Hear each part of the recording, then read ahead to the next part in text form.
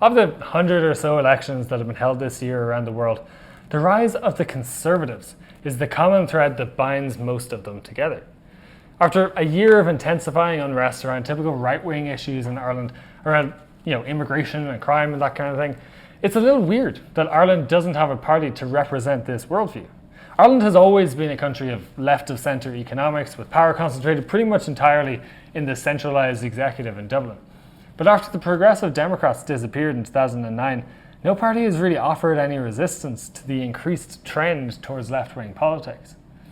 After she was expelled from Fine Gael, Lucinda Creighton founded Renua in 2015. Now, Creighton was expelled from her party over the abortion issue, so everyone kind of expected that Renua would lean into the social conservative position that her former party seemed to be fleeing, but it didn't. Renua ran primarily on economic policies that no one really cared about, like flat tax, and they wouldn't nail down any social conservative positions at all. Creighton left politics in 2016, and since then, the party has lost all relevance. Its name changed last year to the Centre Party, oddly does not reflect its transition to fringe hard-right policies. After the disappointment of Renua, Ireland's Conservatives put their hope in Peadar Tóibín's Aontú. Like Creighton before him, Tóibín was expelled from his party, Sinn Féin, over his views on abortion in 2018. The abortion referendum that year led to the birth of a refreshed conservatism in Ireland. Much like many of its members, the movement was young and ready to be moulded.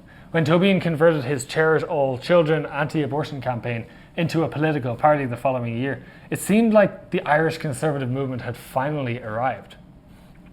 But after some initial success on both sides of the border, Aontú has languished in the polls at a pretty consistent 3% since 2021.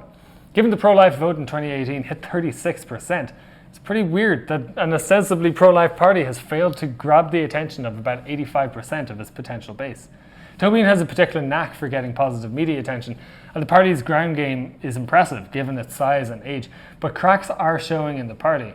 As an unhappy blend of social conservatives on one side and economic socialists on the other, Aontú has a hard time achieving cohesion within its ranks.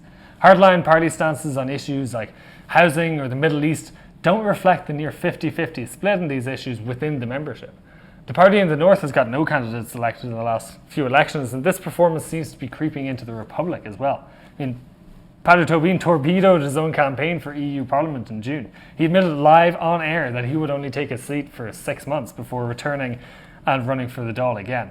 This unforced error dropped him from 5th in the polls, where he could have won a seat, and actually would have won a seat, down to 8th. In the local elections, the party eked out only 8 seats nationwide. Now, this is an improvement on its previous 3, but the fact that half of the seats were taken at the last count, final count of the day, is not a good sign for the party's electoral chances in the Dáil this time around. The newest alternative for Conservatives, Independent Ireland, has had a pretty dismal first year in existence. Founded just 12 months ago, it gathered together independents around the country to form a loose coalition. In a late rejection of Parnell's Sit, Act and Vote pledge that changed parliamentary politics forever, Independent Ireland promised to be the new home for free thinkers nationwide. The party attracted big names in the EU elections like Kieran Mullooly and Niall Boylan, 2 veteran broadcasters with a lot of name recognition. Kieran Mullooly, though, absolutely demolished any hope for the party after he won his election to Brussels.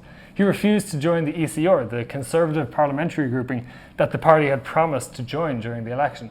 Now he caucuses with Renew, a centrist grouping with permissive views on pretty much everything that Conservatives hate, from gender theory to increased immigration.